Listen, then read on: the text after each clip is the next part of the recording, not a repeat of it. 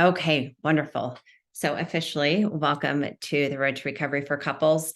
For those of you, if this is your first time here, the whole reason Luke and I started this free webinar is because when we were going through our journey, we wanted a place that we could come together and get information at the same time, and then be able to have discussions and learn and grow together. Sometimes learning together was really painful because it would bring stuff up, and other times it was really awesome and really healing. So whether tonight is wonderful or hard, I don't know, but I'm glad you're here with us. So a couple of things coming up here. We have coming up a men's Help Her Heal course. This is run by Hallie Roderick, and it's a 12-week course, and it goes through of men who are trying to learn how to have more empathy and understanding for their partner that they have betrayed. This course, I'm not going to pretend that you're going to have it all figured out in 12 weeks, but it will give you a really good foundation of what you can be working on. And Hallie is amazing. And this is based off of Carol Jorgensen Sheets' Help Her Heal. I'm looking around my desk to see I have the book within arm's reach, but I don't. So I highly suggest that. Also, the end of September, we are having a couples course starting. This is run by, why is my mind going blank, Sarah? Stephanie, I can see her face. This is run by Stephanie. It's for couples. It's called Healing Hearts.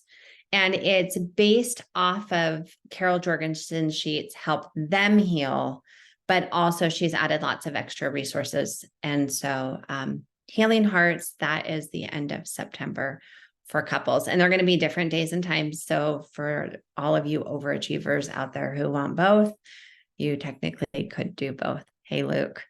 I'm just going through a few announcements. Let's see, Help Her Heal, Healing Hearts for Couple. That's with Stephanie Hamby.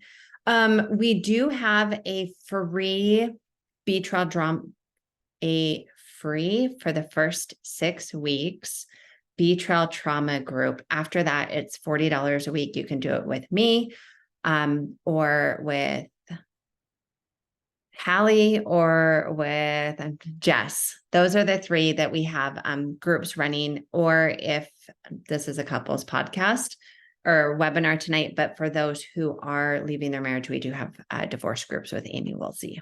So, and again, that's free for the first 6 weeks.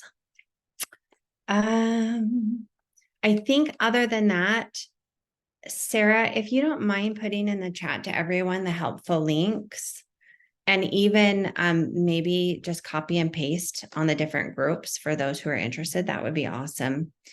And then Luke, I tried to buy you time, Thank you. I'll have you start out. I introduced Sarah a tiny bit, but if you want to add anything more around just Q&A or questions tonight. Somebody the other day gave me a really useful tool to block ads for YouTube. And it manages to block this meeting for me to be able to get into this meeting. So I don't know what happened there. So thanks for your patience and me showing up. Did you already introduce Sarah, Alana? A little bit. A little bit. Sarah, why don't we just introduce you with how are you feeling about doing this, being a moderator? I'm a little frazzled. You threw me off needing the link right there at the beginning. So sorry I missed whoever was asking about the book. I missed what book Alana was talking about because I was busy with that. So thanks for filling that in, Alana. But I'm excited to be here. It's fun to show my face a little bit because I'm always behind the scenes. So I'm the one behind a lot of the emails. So it's nice to be in front of you. Yeah, thanks for being willing to come and help us moderate these questions. Okay, so Alana, I'm ready for me to jump into it then? Yeah, go right ahead. Okay, so for the guys that are here today that are in my groups, what I'm about to talk about, I recognize you have all already heard. Okay, so we have our men's group. It's called Choose 180. The 180 stands for the journey after sobriety. We talk about it all the time. It's super maddening for men sometimes that, wow, my life's not better. I stopped looking at porn, or I stopped acting out, and everything's not better. Kind of silly to the spouse, to the wife, of course. And what she says is foundationally, of course, like pornography is not something I'm going to give you a high five with if you stop using it. So we have this course after sobriety, the 180, which is the next phase of the journey, which is around being able to emotionally regulate.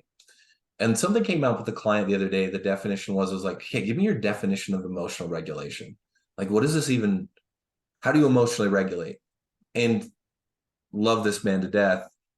He just really like couldn't describe it, and he was really attempting to.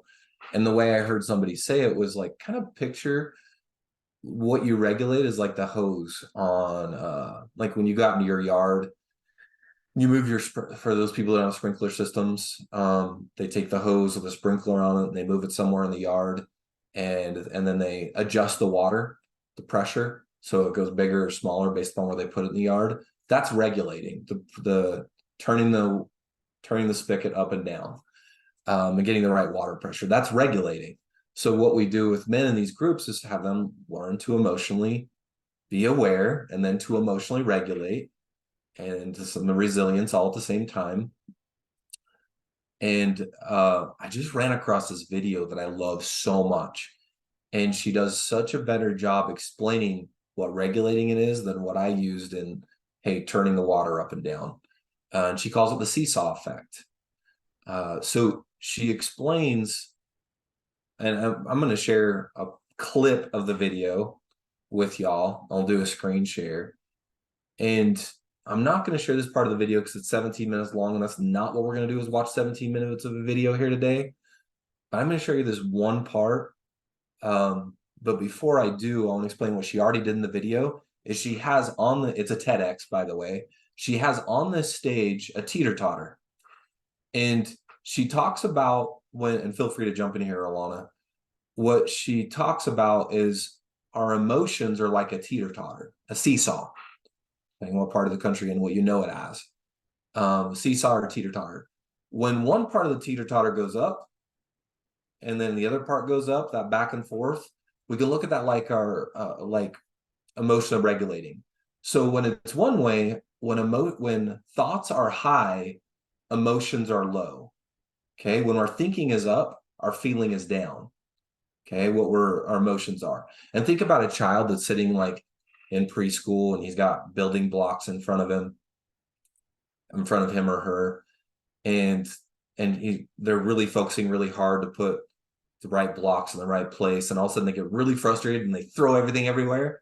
In the beginning, the emotions are down, the thoughts are up, trying to get it to work, but then it flips when they can't get it to work anymore, then emotions take over.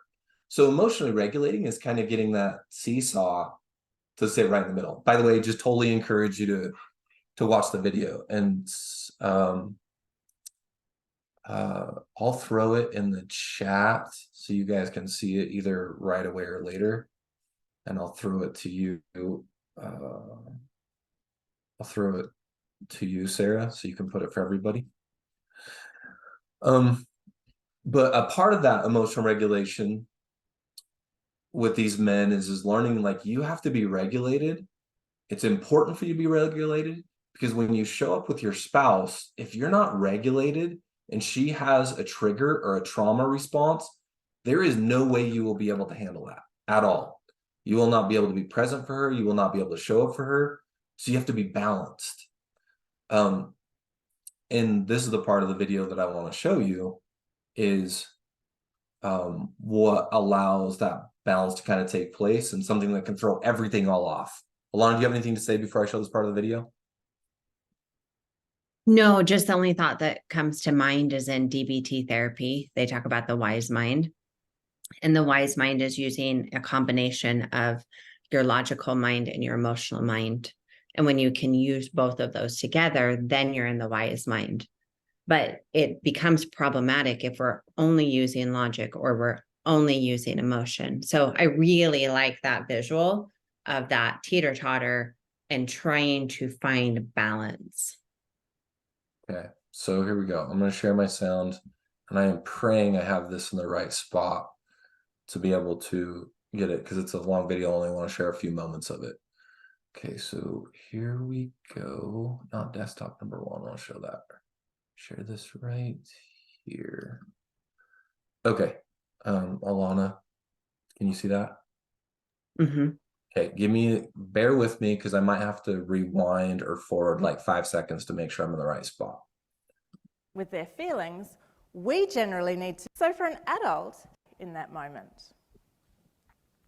Okay, so what she's talking about right now is sitting with a child that she's trying to help them emotionally regulate. We call this co-regulate, and how she shows up in that environment with that child to be a part of that experience, to teach them emotions and how they'll respond to us. So for an adult to help a child with their feelings, we generally need to be pretty calm ourselves. If our thinking feeling seesaw flips and we yell, "Hey, that is not on, mate. You're being ridiculous. You know the rules. There's no throwing in this house." Things that I have said. That's not going to bring thinking online for either the parent or the child. Now, of course, it's natural. There are times when our feeling thinking seesaw will flip. Or there are moments when we feel we need to step in. But if our aim is to help the child return to the puzzle, us being angry too is not going to be the smoothest pathway there. I was working with a little boy recently. He was 6 years old, in his first year of school, and he had a diagnosis of autism and ADHD. This little boy would become very upset very easily, and that would generally result in him throwing furniture across the room. The therapist that had been working with him had tried lots of things, and they were finding that their usual approaches didn't seem to be helping with this little boy. So I met with the family and I asked this little boy's mum, "What are you hoping for your little boy?" She said she really wanted him to be able to do a full day of school. She hated getting those phone calls. She needed to come and pick him up early because he had got so upset and his feelings had totally overwhelmed him. By the way, you might be wondering, I'm thinking about this as you guys are watching this. Why are we watching it when we're talking about the addicted and the betrayed? Why are we talking about a child? What we want to recognize for a second is the fact that emotional growth often is stunted when compulsive behavior takes root, and that is often in family of origin. So for Alana, she lived with a 34-year-old man when everything came out, but really emotionally, I was a lot younger than that, because where my emotional development stopped because my behavior became a coping mechanism. So with these men, they learn about how to emotionally regulate. So this is their experience. Alana, did you want to comment? Okay. She said she wanted to find ways to help him with his feelings so that he could do his best learning. In this moment, he's running around the room, happily shouting about all the things that he can see. So I asked his mum, "What do you think he's feeling right now?" And she said, "I think he's pretty happy to be here." And we talked about how he was a little boy who would get so happy and so excited that he would move lots and make lots of noise. So I asked her to have a go at putting words to what he was feeling and also what his body was doing. And she said, "I think you're happy to be here. You look excited. Your body is feeling busy." He kept running around the room and she kept practicing putting words to his feelings. After a moment, he paused, turned to her and ran in for a massive hug. He gathered some of the toys and he took them to her. He started to add lots of ideas to his play. He was still busy and loud, and he was really engaged, and he was enjoying the whole experience. Okay, so what I want to point out here and I'm going to encourage you to watch this video, but I'm going to stop my share here for a second, is that the child actually ran in for a hug once the feelings were acknowledged. And there's a part in this video that comes up, which is communication so much of the time happens not through what is said, but through what is observed. So she'll go on to talk about this child observing their parents and going and being able to come in for a hug, because what the child noticed was facial cues, facial expressions, body language, openness, whatever it might be. And what hit me so hard that we've been talking about a lot in groups is men often don't show that, are often described as walled off to the person that they betrayed, because when the person that's been betrayed shows up with a trauma response, men shut down, and they don't view themselves as shutting down, because a lot of times they're not like lashing back and saying and just verbally disagreeing, but what they show is this closed off state. And they're the facial expressions, the way they hold the way they stand, whatever it might be. And our partner, the person we betrayed, is at a subconscious level aware of how open we are as the people that are addicted. They recognize even not the words that we're using, but how we show up, which really allows us to be able to hold space for whatever's coming on. But if we're closed off, and if we don't think we are, that person can't be open. Alana, do you mind jumping in on that? Well, yeah, so one of my favorite quotes that I've had on my wall in the past, it's by L.R. Nost, and it says, when little people are overwhelmed by big emotions, it's our job to share the calm, not join in their chaos. And I love that as a mother, but I think about this with betrayal trauma and recovery, and I'm going to share this really quick. So with communication, 7% of communication is words. Yet when I'm working with those who are trying to heal the relationship for the person who has betrayed, they are so focused on that 7%. Tell me the words to say. Tell me what I need to say. And I can give you all the words, but if your tone, your voice, how you're pausing, how your body is clenching or pulled back, the volume of your voice, how close or how far you are from them, if we're not aware of our entire way that we are showing up and sending this message, and I like to use the word energy, as the energy around this message, your words don't matter. That 7%, like I have watched individuals do it so, I use the word like clunky. They've been so clunky with their words, but their energy is coming with a humility, with a trying to understand, with an empathy. And that tone and the energy that comes around it is really what sends a bigger message and what helps create that safety. Yeah. And the betrayer often is not aware of their nonverbal cues, their nonverbal language that they give. And once they open up to their partner, it might be how they stand, how they position themselves, the expressions are going on their face. That openness is absolutely read and is often a part of the ability to make their partner feel space, is not closing off in those nonverbal ways. So a lot of times you guys may go, okay, Luke, Alana, like, what do I do with that? If I'm not even aware of it, how do I notice whether I'm closed off or not? And that's where we want to create some more awareness that it even exists in the first place. It's not just what you say. It's not, and that's often what can drive the betrayed crazy, is it's the script, right? It's the script that they use.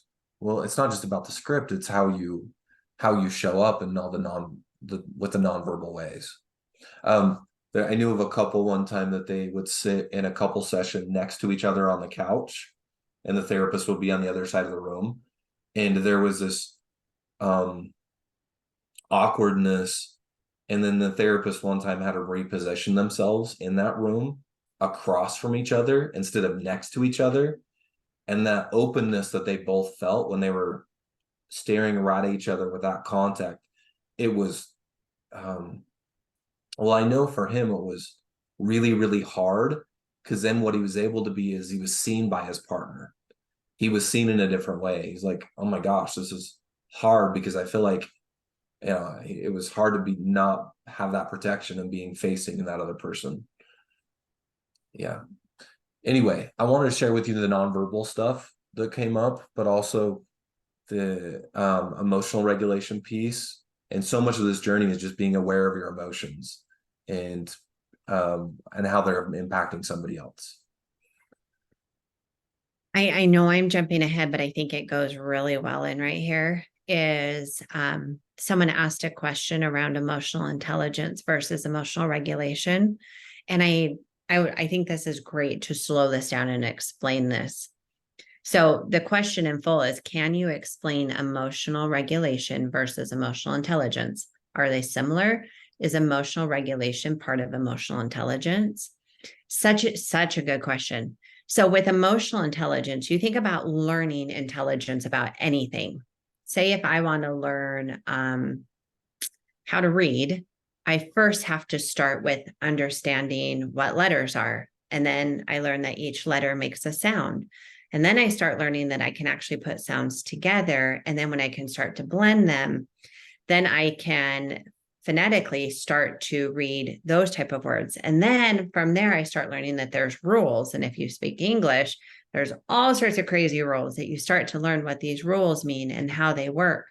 And then I start to learn to really write and then put sentences together. And then you can start learning poetry, and we could keep going to there. And that whole process is gaining an intelligence. So with emotional intelligence, it's really learning about what emotions are. And we start at the very, very basic, because a lot of times when I'm starting with someone who has been in years of any type of addiction, or just haven't been raised in an environment that has taught them to regulate emotions or to build emotional intelligence, then we have to start at the very, very beginning.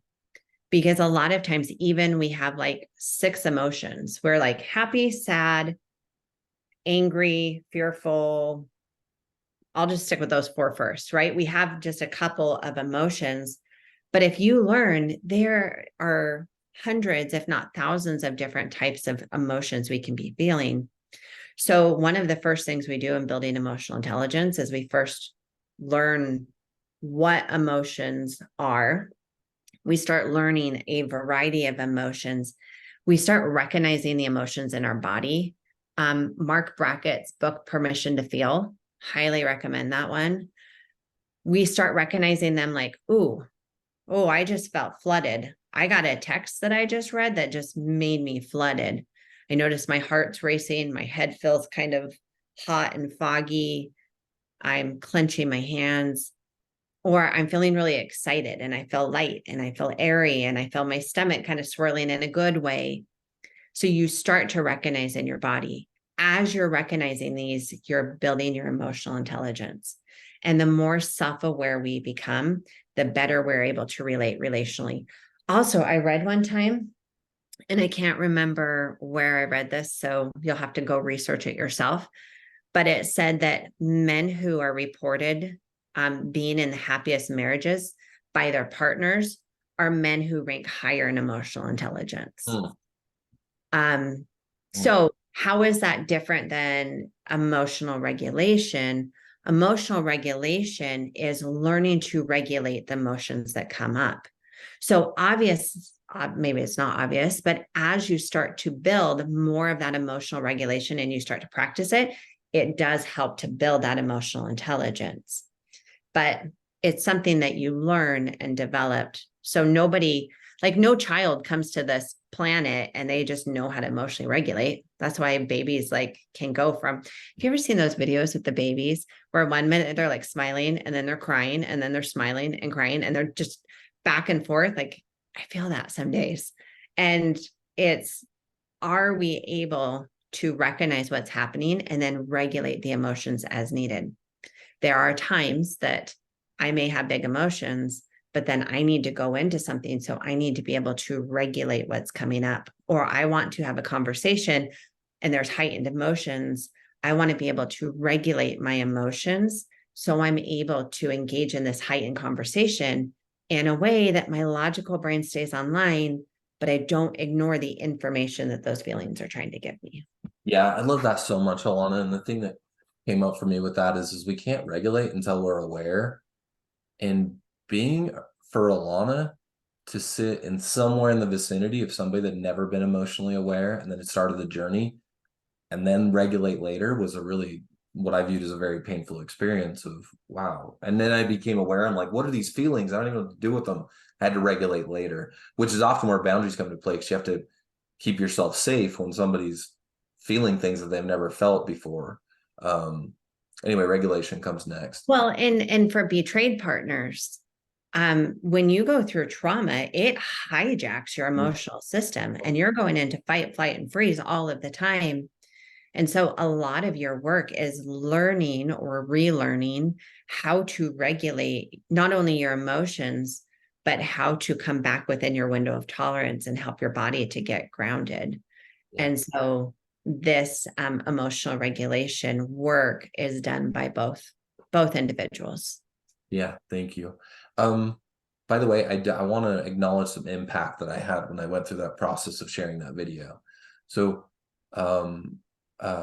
it was shared with me that there was a triggering experience of having what's on the side of the YouTube, of seeing people on the right, and somebody shared a trigger with me, and I appreciated this person sharing that, and I recognized that I had some impact there on them of what was on the side of that YouTube, and I just want to acknowledge that, and I'm sorry that triggered you.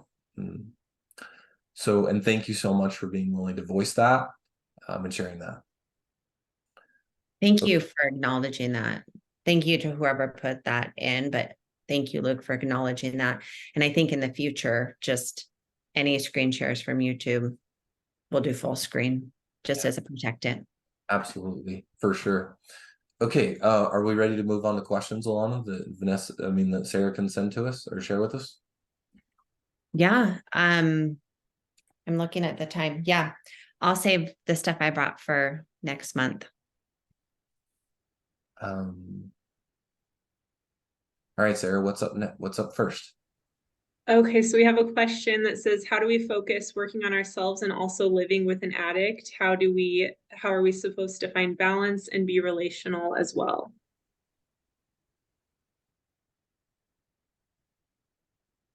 Okay, that question, and Sarah, don't take it off the screen because I'm going to dissect this question. I'm going to break it up. So the first part of it, how do we focus on working on ourselves and also living with an addict? And I'm going to answer that just as you wrote that question, because I'm going to answer that as the betrayed. But Luke, I would love if you follow behind me and that question through how do I focus working on myself and also living with my betrayed spouse? And then we'll go into the second part of that question. So this is really, really hard because when you go through betrayal, it's not like your relationship just gets put on hold. It's not like your life just gets put on hold. You still have to go through life and everything keeps happening. You're still in a relationship. You still have this person around you. You still have interactions. And so you get this message of, okay, work on your own healing. But also, this is an attachment injury. It's an injury that happened relationally. So every part of you wants the relationship to heal and be okay so that attachment wound can be healed. In the book, The Betrayal Bind by Michelle Mays, she talks about, and she says it really beautifully, and I don't remember the quote, so I'm going to butcher it. But basically, she says that attachment injuries happen in a relationship, and those need to be healed relationally. That does not mean you need the other person to heal you. It can happen in a multiple variety of relationships, but that having that relationship start to heal makes a huge difference for that individual if it is safe enough for it to happen. So how do I focus on working on myself while also living with this other person? It going back to that like teeter-totter analogy, it's that figuring out that balance of how do I as an individual start to regulate, learn how to get grounded in myself? How do I make it so I can stand on my own 2 feet, but also then be able to gauge of how close I can come to the other person and how safe it is for me to do so. And so that sometimes is a moving target. We use the analogy of checking the weather. So if I go outside and I check the weather, right now the sun's going down, I see tons of blue sky, and it's not cold enough. I don't need a sweater.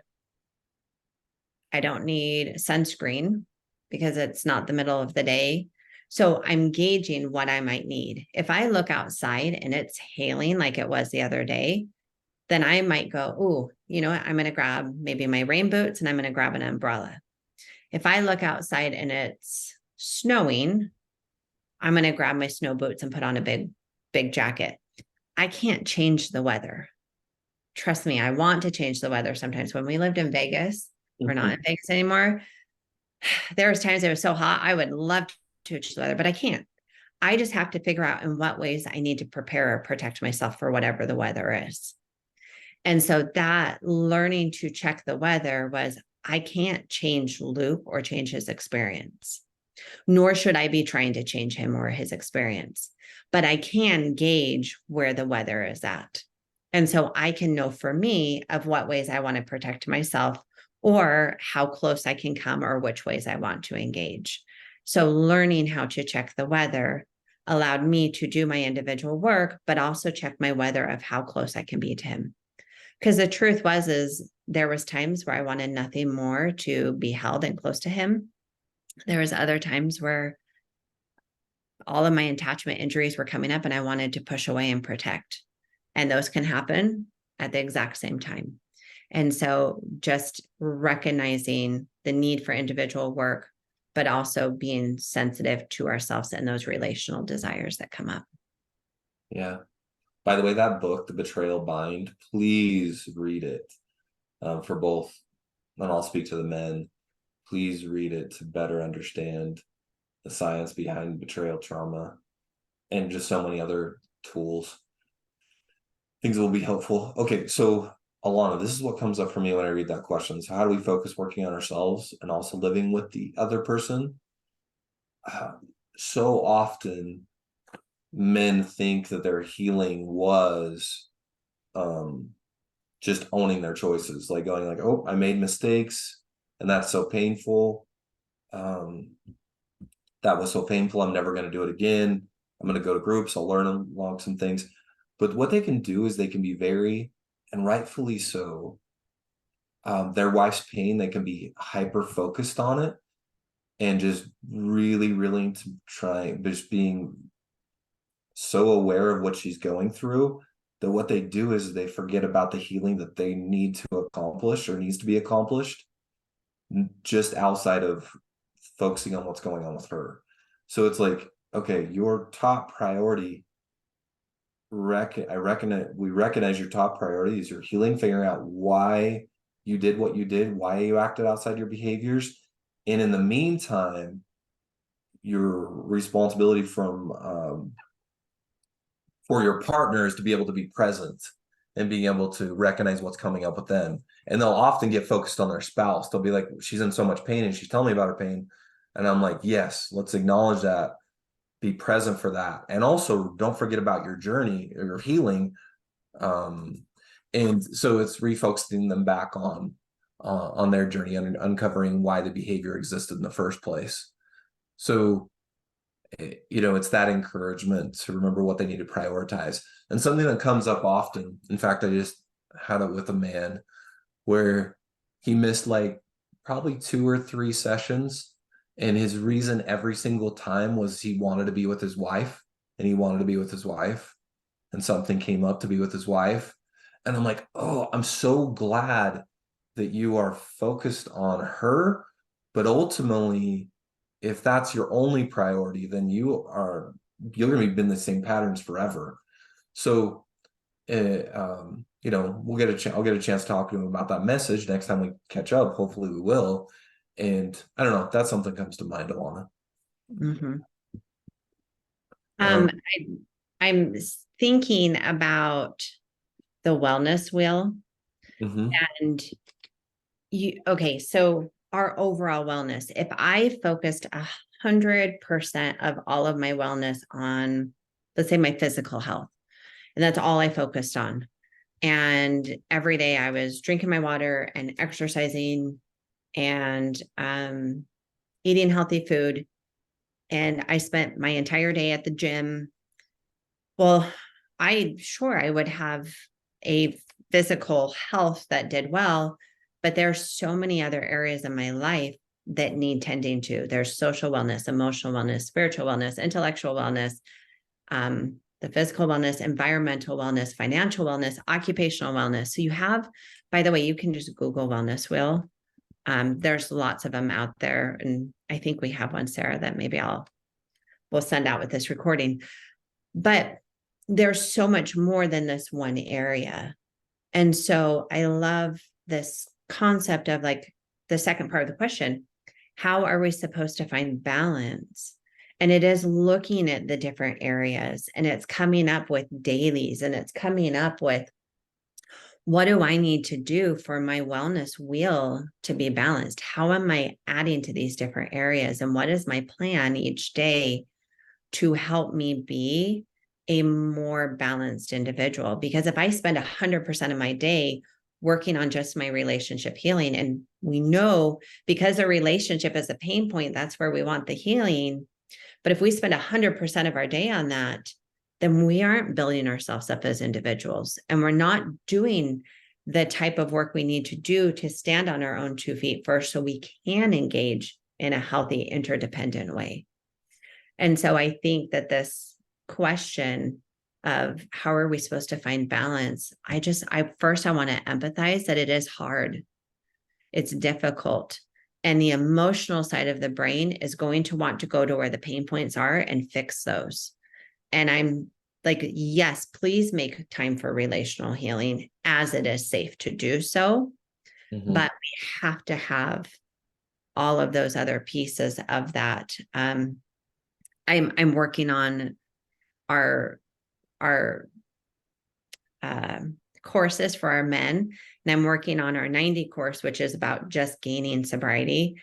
And I'm looking at, I have all this chicken scratch of all these different topics that I'm like, oh, this would be good, and this would be good, and this would be, and I'm writing this down, and I'm going, oh man, there's so much here that we really want to teach, which I love that this is why, Luke, you created the 180, because the 180, like the 90 group that we have is like 90 degrees. We're going to turn away from our problematic sexual behaviors, and we're going to get these basic, the 3 circles, and we're going to get our tasks and our dailies, and we're going to be working on those, which are all really important as a foundation. But a lot of guys get to this point and think, okay, I've arrived. Like, she should be happy because now I have this good foundation. But that's a foundation for this higher level work, which is the 180. And that's really moving in to more of this whole emotional health. By the way, when you do jump into a Choose Recovery Services group, you will be taken through when's the appropriate time for me to move into that next part of my journey. We're going to help you with that. Because a lot of times people move too quickly. In fact, it can be uncomfortable being in groups sometimes, like 12-step groups, when men say, I'm in recovery. And I'm like, you're 2 weeks in. That's a little scary. There are steps to this journey. Alana, by the way, sorry. What do you, go ahead, Alana. Well, this concept that I hear sometimes on this of like, I'm in recovery. You choosing to work on moving away from problematic sexual addictions is huge and should be celebrated, not by your significant other. I couldn't celebrate that for Luke for years. but with your therapist, your coach, your sponsor, the guys in your group, totally should be celebrated. But you're working your recovery, and you will be working your recovery for a significant amount of time. And then we move, once we've really been working our recovery and we have a really nice solid foundation, then from there, in which I would not say is anywhere under 6 months, but for some people it might take years. And then after working recovery, then I look more at, then we're moving into, we're working at recovery, and then we're moving into recovery. That, I would not expect for at least 3 to 5 years beyond. But notice, like, I'm not using the word recovered. Now, can you leave these problematic sexual behaviors in the past? Absolutely. But once we use the word recovered, then it's almost like I now get to just coast. I now don't have to worry about this. I now never will go back to this, and I'm recovered and I'm good to go. But the reality is healthy living will last for a lifetime. And so if I were to, I don't know, say go off sugar, and I went for 5 years off of sugar, that would be really great. But if one day I was like, nah, I've been off sugar, I'm good now, and then I ate nothing but sugar for the next 5 years, I would probably get diabetes, because that would not be good for my body. And those neural pathways that have been there, and the longer they've been there, those neural pathways don't actually go away. What we do is we create new neural pathways that take over. But if we don't continue to feed those new neural pathways, those old neural pathways are still there, that we can go back to them. So this is about learning a new, healthier way to live that will carry for the rest of our lives. Love that. Love that. All right. You remember what you were going to say, or did I get you too distracted? No, I'm good. It's good. It's all good. We have another question about emotional detachment and finding the middle ground as her husband is slowly changing. It's difficult to feel the feelings without totally being apathetic. So she's wondering if there is a middle ground and how you deal with those feelings of detachment.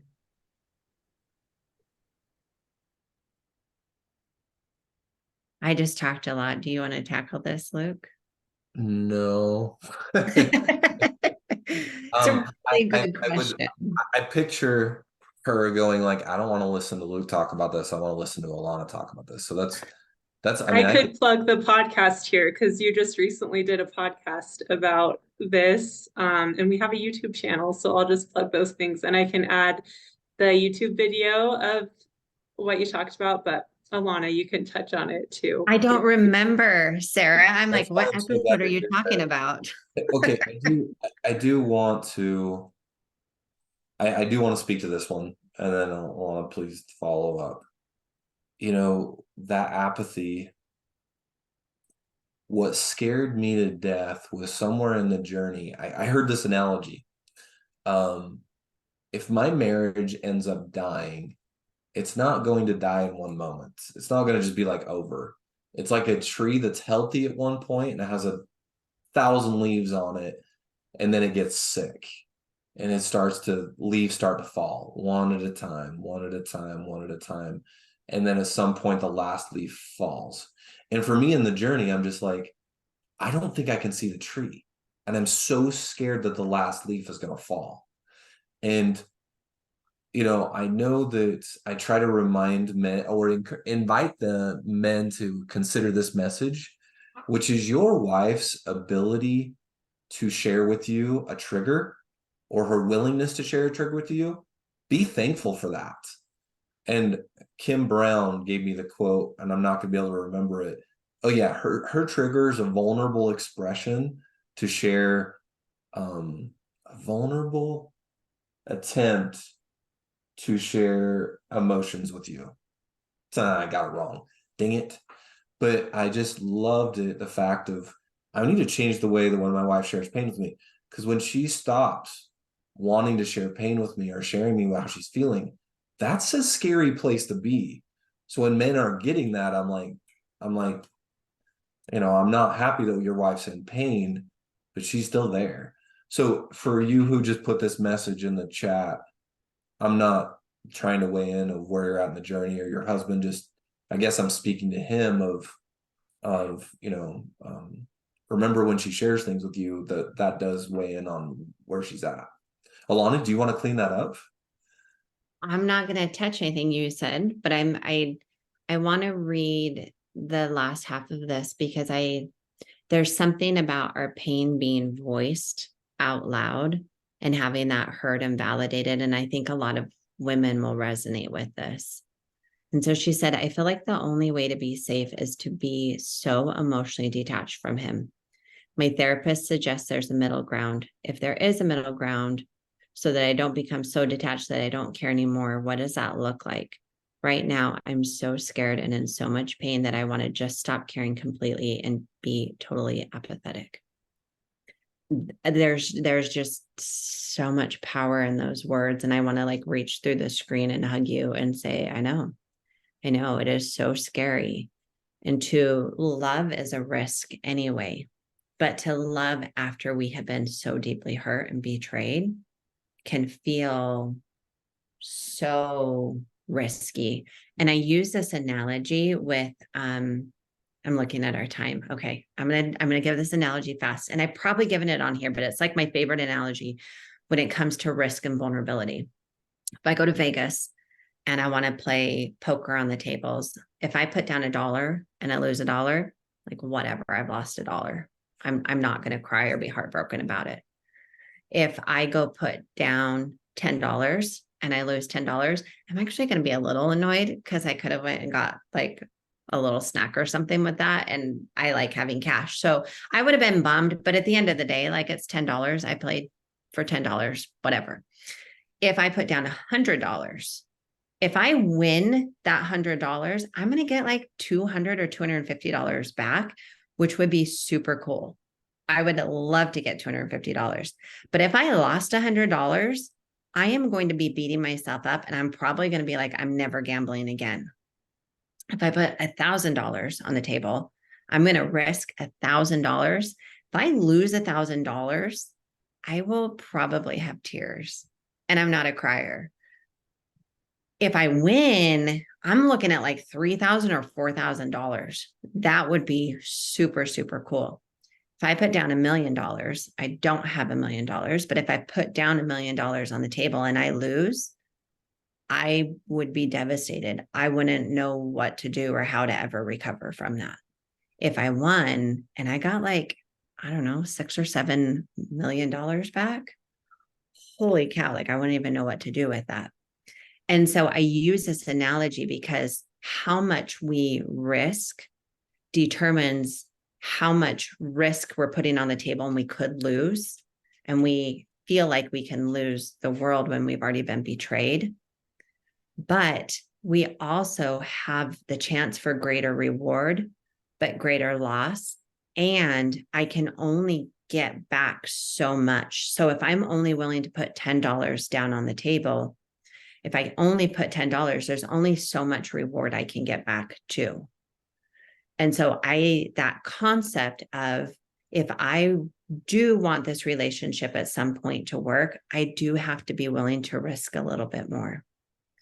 And again, like every protector in my body was like, why the heck would you do that?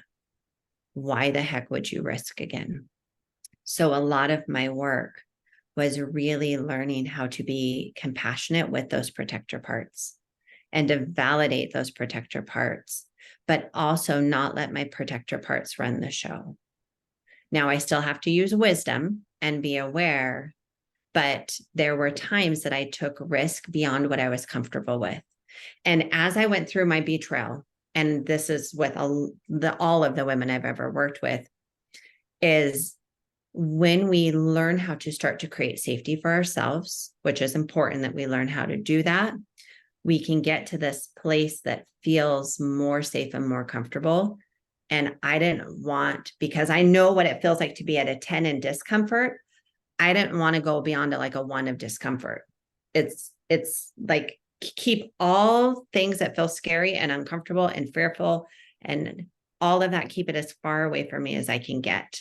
So I wanted to stay with my discomfort level at, well, really at 0. But to engage relationally again, I had to at some point be willing to start leaning into levels of discomfort and start to risk and start to face some of my fears.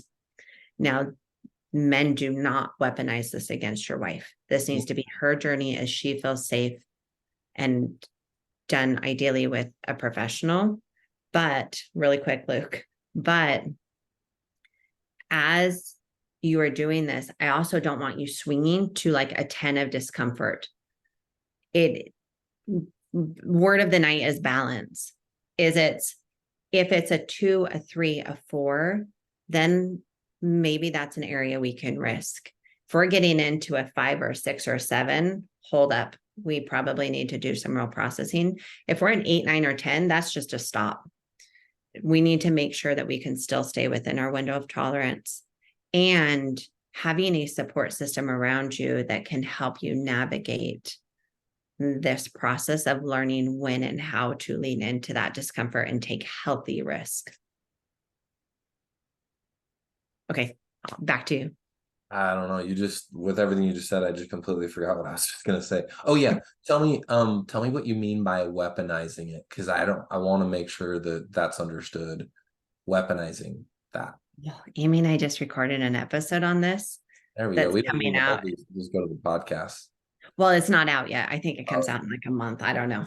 On weaponizing recovery, but weaponizing is taking a tool or a skill and then using it against your spouse. And so sometimes I get nervous because I've seen men do this in an attempt to be helpful, to help their wife heal and tell her how to work her recovery. Then they actually start weaponizing recovery language against her and trying to push her along in the process. And yeah. I can't stop talking. Okay. Sorry. Are we done? My last thought is, and I'm going to just say this super, super clear. You do not get to tell her how to work her recovery. That don't help her with it. Don't try to fix her with it. That is something that she needs to work on with her professional support. And you can be there as a safe sounding board, but do not tell her how to do her recovery. And just to be super safe and clear is don't weigh in on it. Like, you know, because a lot of times I think I'm not even fixing, but me weighing in on it isn't even appropriate. Okay. Is that what you're going to say? I'm so curious now, or if you lost that. I don't know. My ADHD is kind of killing me right now. So I think I'm losing it. You said something there that was really powerful, but you got it answered. Thank you. Do you have time for one more question? Uh-huh.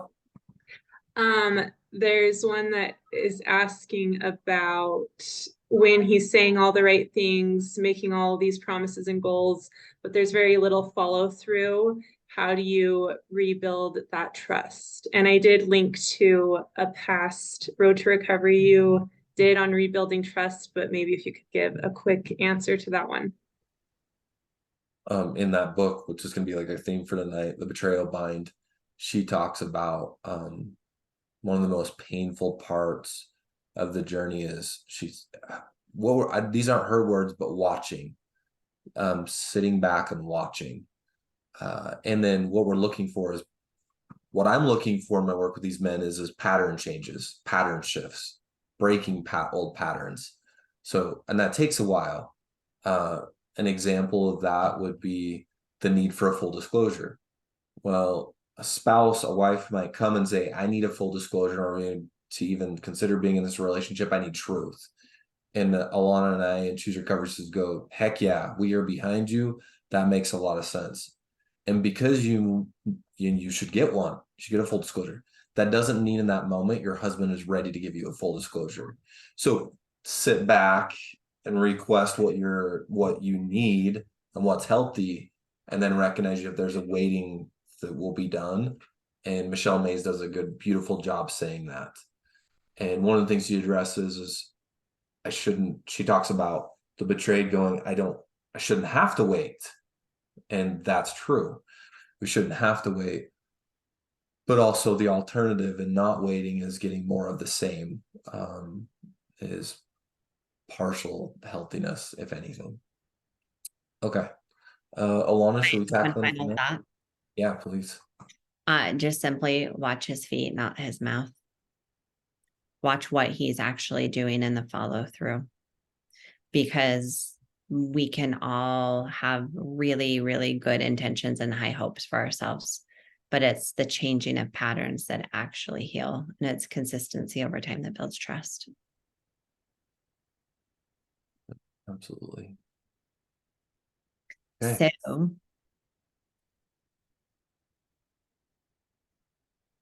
are you going to wrap this up? Kind of Am feels I like, supposed to close this up? I could Oh. close this up.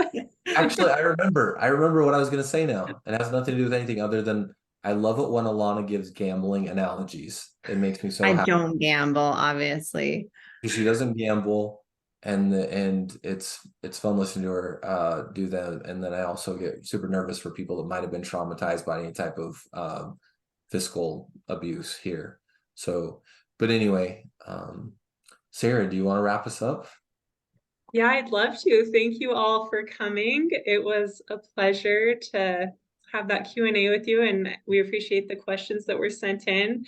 And stay tuned for the follow-up email, which will include all the resources that we mentioned tonight, along with the classes and groups offered by Choose. So, Thank you. everybody have a good night. Take care.